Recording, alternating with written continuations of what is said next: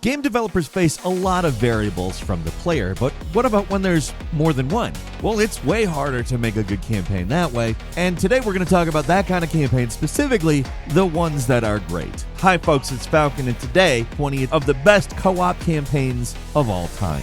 Starting off with number 20, it's Dead Island 2. Nobody expected much from this game. It was stuck in development hell for years. I mean, this thing got passed from one studio to the next. Usually that's a sign of trouble, but this game turned out pretty damn good. Sure, the RPG elements are basically gone. It's linear and short compared to the Dying Light games, but honestly, it makes it a really good game for co-op. It's a little more compact and a lot more tightly designed, and it keys in on what Dead Island does well, which is zombie carnage, of course. The violence is just crazy and a big part of the marketing, but looking past that, it's a really fun game.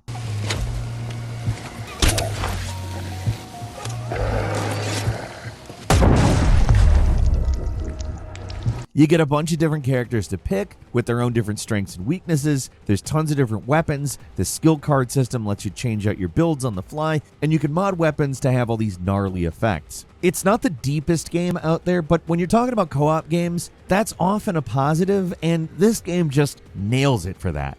Moving on to number 19 is Remnant 2. The Remnant game's kind of weird. They're third-person shooter, cooperative Souls-likes with Diablo-style randomized levels. The first game was good, but the second really expanded things with some completely different worlds and a lot more secrets. The game's a secret hunter's paradise.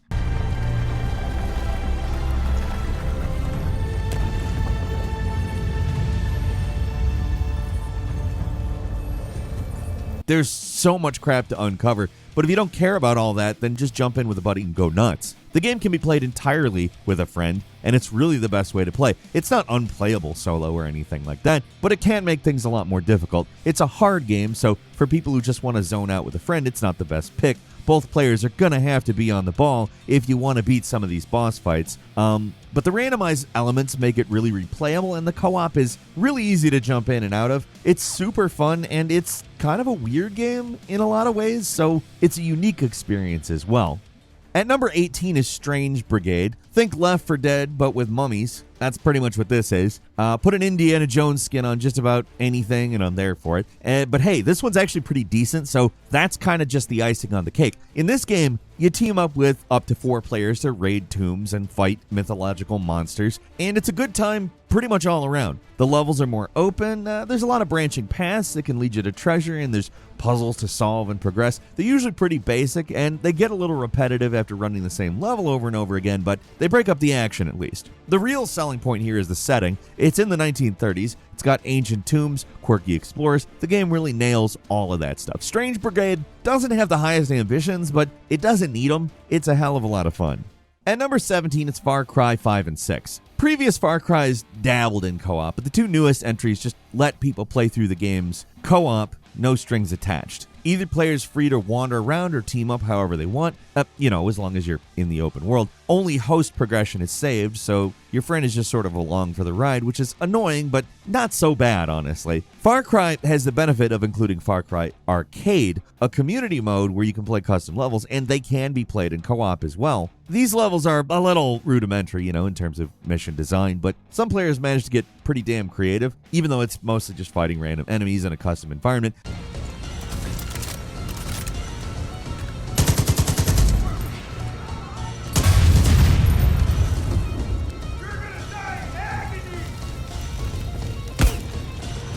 Far Cry 6 has some major benefits over the previous game. There's no mandatory progression-based systems that interrupt the fun, but it is more sprawling and a little bit more of an empty world. It does make for longer stretches where it feels like you're not really doing a lot. There's more issues with the game, but when you're playing co-op, my problem, it felt just like a lot of running around without accomplishing a lot. Still, this is Far Cry we're talking about. The potential for mayhem is always there. The games are pretty fun alone, but with a friend, they're a lot better.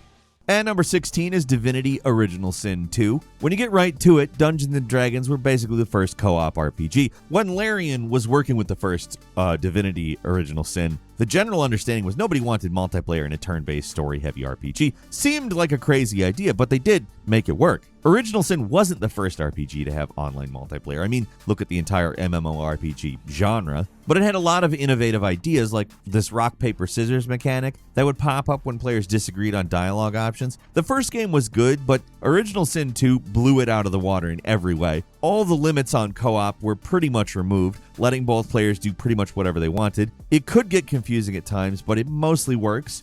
What's even better is that because of the whole origin system, you can play as the companion characters, and they all have unique dialogue, quests, and motivations, and you're given a lot more tools to play as your own character, rather than just make it so there's two generic protagonists running around. It cannot be understated how impressive it is that they managed to make these games work in co-op, but it seems like it paid off, because it's now one of the most popular ways to play these games, and all you ever hear about is people playing these games together with their friends or significant others. At number 15, it's A Way Out. First, there was Brothers: A Tale of Two Sons, a single-player game that played like a multiplayer game. For Hazellight's second game, they made a co-op multiplayer and then played like a single-player game. A Way Out is sort of like if you took a story-driven, set-piece heavy game and made it entirely cooperative. So if you're looking for a game where you just immediately jump into action, this is not it. There's a lot of story and a lot of cutscenes to get through with downtime, and you're mostly doing mundane things, honestly. If you're willing to roll with that, it is a fun time. The entire Prison Break segment is beyond satisfying, and later action set pieces in the second half are also fantastic. They're all brilliantly constructed to make both players feel like active participants in the adventure. It's a game you probably are going to only play one time, though, and it's not that long. But if you're willing to go along with the story that it's telling, then A Way Out has a lot of really good stuff about it. Even the quote-unquote boring parts have their highlights. Like, you can play tic-tac-toe just because.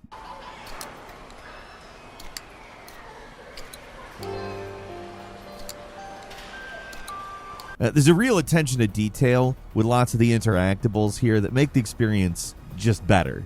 At number 14 is Portal 2. The game can actually get pretty tricky with just one person. When you've got two, that's when things get pretty interesting. The co-op mode, called the Cooperative Testing Initiative, puts you and a friend in control of Atlas and Peabody and sets you off to run through test chambers, but with two sets of portals to worry about. Now, this unsurprisingly makes things a lot more complicated, even if the game does try to ease you into the mechanics, so it's not so super overwhelming, because it's a lot of portals, honestly. Generally, you're doing the same things as in the single-player campaign. Most of the mechanics introduced they appear here, but now you got to work together, and there's a second player. Communication and teamwork obviously is essential if you're going to get anywhere here. A lot of the puzzles, at least in the base campaign, aren't that bad, but if you're stuck with a clueless teammate, it's going to be hard to get anywhere. Basically, it's Portal with two players. If you got a friend who's big on puzzles, it's easily one of the best, and the game is dirt cheap on Steam, so why not pick it up? At number 13 is Lara Croft and the Guardian of Light. The 2010 Tomb Raider spin-off game isn't strictly co-op. You can play it by yourself, but it's one of those games that's definitely better played with a friend. This arcade-inspired action game mixes things up with an isometric camera and gives Lara an unusual partner, an ancient Mayan warrior named Totec. Lara has guns, Totec has spears, and they work together to survive the various traps the game throws at you. Each character has different ways to move through the environment. Lara has a grappling hook that can be used to pull things around or cross gaps, and Totec has a spear that can stick into walls, which you can use to climb or navigate the environment. They're simple tools on their own, but the game manages to have some ingenious puzzles that require a lot of teamwork to get through. It's not all brain teasers, though. There's plenty of running and gunning, but the puzzles are what keeps the game from getting repetitive. It's a great, well-designed co-op adventure that's got some solid variety and doesn't go on for too long. They did make a sequel, Lara Croft and the Temple of Osiris, which has 4-player co-op, but I think it kind of loses the simple but ingenious puzzle design of this game. It's good, but not quite as good, and definitely not quite as innovative as Guardian of Light.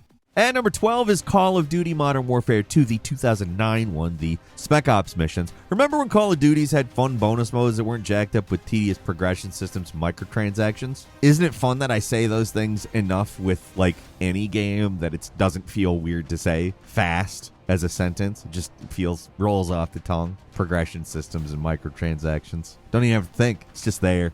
Yeah. Anyway, one mode I remember having a ton of fun with was Spec Ops from Modern Warfare 2. It's not exactly a campaign, more of a selection of disconnected challenges, but man, it was so much fun. It was split between 5 tiers of increasing difficulty. You basically had bite-sized missions for players to play through. Some could be played single player, but all of them were meant to be played co-op because some of the things were really difficult with one player, especially when you start getting into the later tiers and they're throwing juggernauts at you.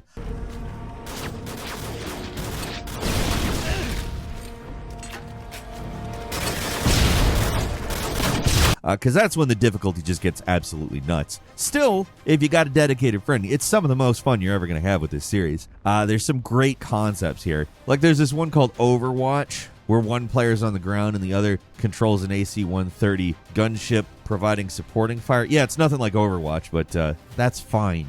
It doesn't need to be connected at all. There's stealth missions, defense missions, races. I mean, there's a whole bunch of stuff in this mode that's so much fun to play with a friend. It's the kind of thing that the series is just kind of missing nowadays.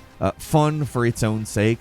At number 11 is Streets of Rage 4. There's really nothing better than a good beat 'em up. They're relatively simple games. You walk forward, you punch things, and that makes them some of the best pick up and play games around. The genre was pretty stagnant for a while, but with the indie game surge, it's going strong today. Like, these games are back and arguably better than ever. The game that really most kickstarted the beat 'em up revival was Streets of Rage 4. It was developed by Dotemu, which is a studio primarily known for its animation work, and they had a lot to prove with this game. There was actually a lot of skepticism around it when it was announced, but the devs managed to prove all the naysayers wrong with one of the best beat 'em ups ever made.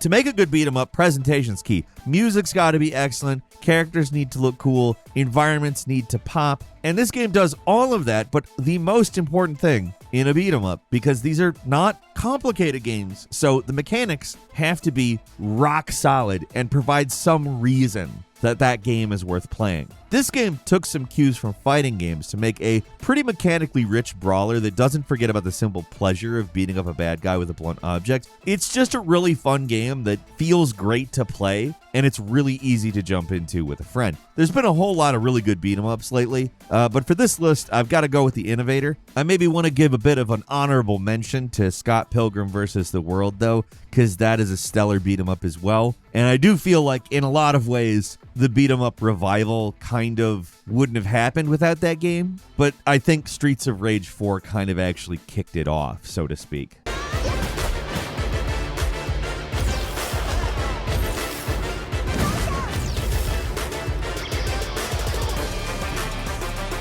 And number 10 is Lego City Undercover. You could put just about any Lego game on this list, right? You've played a Lego game before. Starting back with Lego Star Wars in 2005. For a good decade and change, these games were consistently coming out, and they were consistently good co-op games. They all basically follow the same formula, where you play through a movie series and various characters who have abilities solve fairly simple puzzles. These games are designed for kids, but you can really have fun with them at any age, I think. If you're looking for a challenge, of course, maybe stay away, but as chill-out games with friends, they are fantastic. Lego City Undercover is kind of an odd man out because it's not based on a popular movie series. Instead, it tells an original story, and what makes it so good is the setting and gameplay. It's GTA but Lego, and it's really good. There's still the usual linear levels, but between missions, you're free to cause all kinds of chaos in this open world, and it's one of the best designed, more fun to explore areas in the entire series. There's so many little secrets to find and things to collect, or if you don't want to do that, you can just go on a rampage. Nobody cares, it's Legos. Seriously, Lego City Undercover, great game. And number 9 is Half-Life Decay. The often forgot about add-on exclusive for the PlayStation 2 version of Half-Life is a full-blown co-op campaign. It's not just some new maps, doesn't just add a new player to the regular game, it's an expansion right up there with opposing force. In it, you play as 2 scientists trying to stabilize the situation in Black Mesa. It's Half-Life, but with 2 players and a focus on puzzle solving. The game can be played solo, but you have to swap between the characters on the fly to perform certain actions, which is awkward and not a lot of fun. It's a campaign that's just way better played with a friend. Kind of a unique curio in the Half-Life franchise, and something I didn't know about for actually years after it came out. These days, I think everybody's heard of it from YouTube hacks like myself. But when it was new, I had no idea. Playing it years later, it's just a fun experience. Half-Life Co-op was the game I didn't think I needed. It's great. Going back to this one now does take some fortitude. It's a PlayStation 2 exclusive, of course. If you got a PlayStation 2, I mean, that's easy, but if you don't, it's not as easy. It is super enjoyable, though. And number 8 is Gears of War 2. The Gears games are co-op experiences first and foremost. They can be played solo, and they're perfectly playable that way. They're fun even. But there's a lot more about these games that's built around co-op. The branch paths, for instance, that force players to split up, the vehicle sections where each player controls a different part of the vehicle, and the light puzzles that encourage cooperation, they're all a lot of fun with a friend. Or in the case of Gears 3, multiple friends. But in my opinion, Gears 2 is probably the standout co-op campaign of the series. The pacing, the constantly changing environments, the set pieces and bosses, it's a non-stop roller coaster ride, and it almost never lets up. As long as you got a friend who will actually take cover once in a while, the campaign's really good. It's my favorite, and pretty much all of them are very good. Even Gears of War Judgment has a fun campaign. It's the multiplayer that's really the problem there. Like, this is an impressively consistent franchise and has been for a long time. It's fun by yourself, but it's way better with a buddy. And number 7 is Splinter Cell Chaos Theory. Co-op was introduced in the third of the Splinter Cell games, and it remained in pretty much every game that followed. It's easy to think of these as single-player games, and exclusively so, due to this stealth-focused gameplay, but there's a lot of effort put into multiplayer, not just PvP. The co-op campaign is quite good. In Chaos Theory, the mode is completely an original story, and a set of missions that happen in parallel with the main story of the game. You play as Agent 1 and Agent 2, these faceless third echelon operatives. Along with the usual moves and abilities, there's a few unique co-op moves you need in order to team up, like climbing a wall or jumping a gap, blah blah blah. The new moves aren't a lot to talk about, but the gameplay's really good. It's Chaos Theory, one of the best stealth games ever, but with 2 players. The co-op missions tend to be a little more open-ended and complex compared to the normal game, and while the environments are similar to the main game, the actual maps are heavily remixed and changed to accommodate 2 players. Yeah, it's Chaos Theory with 2 players, but Chaos Theory is amazing, and they actually did it right, so it works. And number 6 is Lost Planet 2. The original Lost Planet was a sort of weird hybrid between Monster Hunter and Resident Evil, and it was just a solo campaign experience. The sequel mixed things up dramatically. Instead of playing as a single protagonist, the game split into multiple scenarios where you play as different characters in wildly different environments. The entire thing can be played co-op, and that's clearly the intended experience because playing by yourself can be sometimes a confusing and frustrating experience. Why? Well, because of all the co-op gimmicks. There's guns that require 2 players to carry, double player actions that can only be accomplished with 2 characters, and one memorable set piece, a segment on a train that requires multiple players to coordinate together in order to fire a gigantic cannon. There were a lot of creative moments in the campaign that are a lot of fun with friends, but by yourself they're kind of miserable on account of the dumb AI. Trying to play at split screen is rough too. For some reason, Capcom in this era wanted to keep the aspect ratio of the screens the same. So when you have 2 people playing on the screen, there's a whole lot of black. They try to fill out the UI with a big radar display, but it really just doesn't look good. So actually playing the game online, though, kind of difficult these days. It got pulled from Steam, and Xbox Live for Xbox 360 is permanently shutting down soon, so you kind of stuck with that split screen. Online lets you play with 4 players, and that's the best experience, but unfortunately that's no longer possible. In its heyday, though, this was easily one of the most fun co-op games of all time.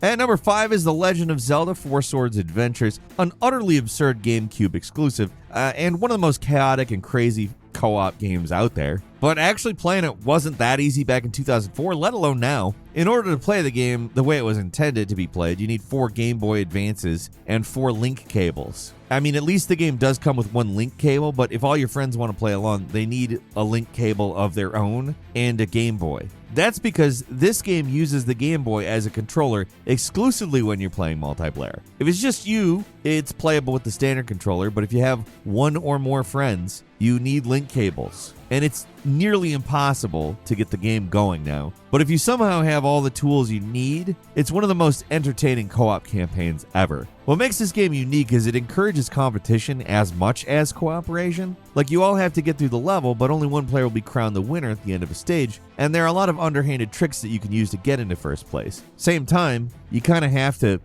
work together to some extent. Playing it with a full team, unfortunately, is nearly impossible for this occasionally frustrating but always engaging game. But if it can be done, it makes for an all-around, all-time great.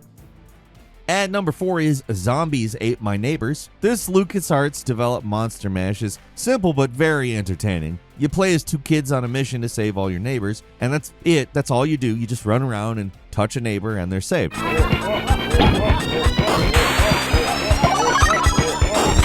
Save them all in a level and the door opens up to the next one. Kind of just a collect neighbors thing with a zombie theme. Sounds simple, right?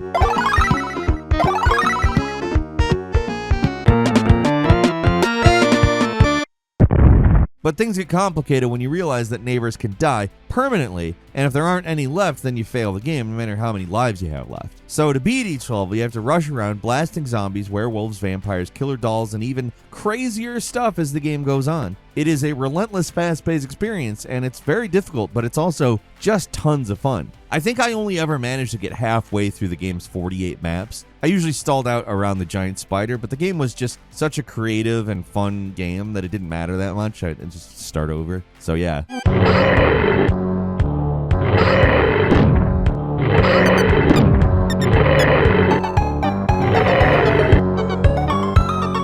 At number 3 is It Takes Two, Hazellight's follow-up to A Way Out. Takes everything they learned from making that game to make what many see as the ultimate co-op experience. It's much more of a game than A Way Out. You're constantly running around, exploring environments, jumping around, fighting enemies, but the gameplay changes wildly between each segment. Sometimes it's a third-person shooter, sometimes it's a top-down RPG, sometimes you're piloting a vehicle or any number of other things.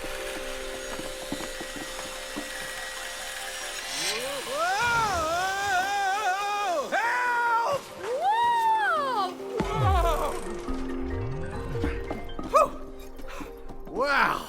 Hey, May, did you see my flip? Let's do it again. The game's constantly mixing things up, is what I'm saying. Gives you new challenges that complement both players and gives everybody something to do. Sometimes one player becomes the focus more than another, but then the game will switch things up and player 2 will be the one in charge. It's a tightly designed game that's pretty long, so you definitely get your money's worth here. The story can be a little divisive, even for a game without that much of a story. What is there is grating for people, and I get it. It's sort of weird and off-putting sometimes.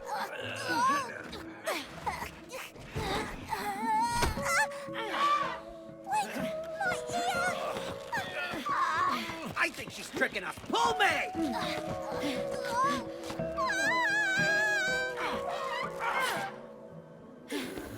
Oh, it wasn't a trick. What? Everything is fuzzy.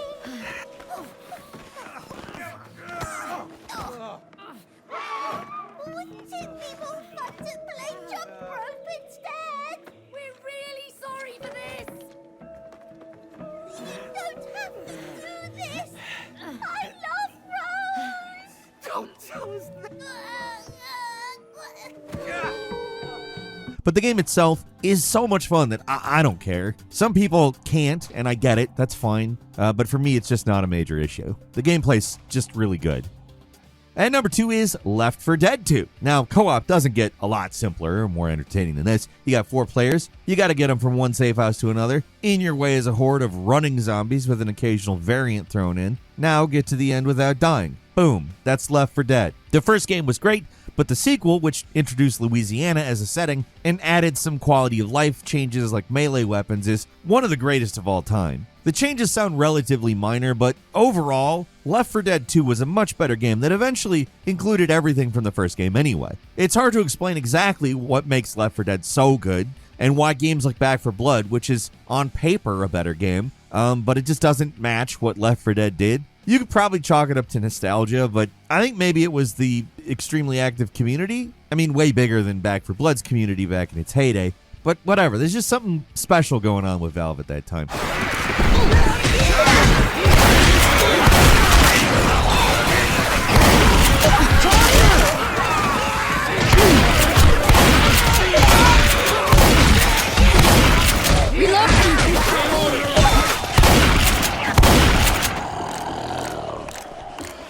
It's a game that's easy to pick up and play with friends. It isn't hard to figure out, but it's also extremely tough if you want to crank up the difficulty. The built-in campaigns are really good, and the many custom campaigns are even better. Yes, that's right. A lot of them are actually better than the main game, and the main game is fantastic. It is just an endlessly entertaining game with some all-time great co-op.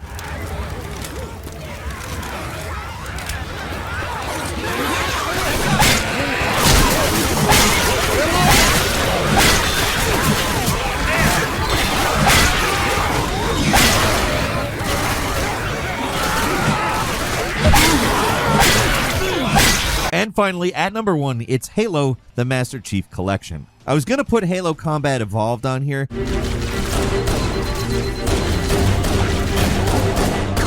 but then I was like, well, maybe the best co-op campaign is Halo 3. Get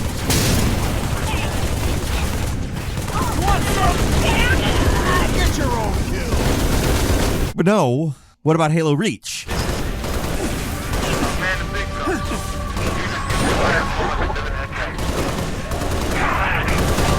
Where are we going with this? They're all amazing, so whatever. I'm just going to recommend the Master Chief Collection because it's got all of them. All the campaigns, all the co-op. It's all there. Halo is a game meant for playing with friends. Sure, it's fun to drive a Warthog, but having a buddy along to ride shotgun is just so much more satisfying. The vehicles, the big levels, the reactive and challenging enemies, it's all really fun solo, but again, it's better with other people with you. There's a reason why co-op is so popular with these games, and why people are still playing them together to this day. It's not just multiplayer keeping people coming back, it's the co-op. Be it an easygoing fun time playing on normal or the brutal grind of trying to beat the game on legendary. It's all just more fun with a friend.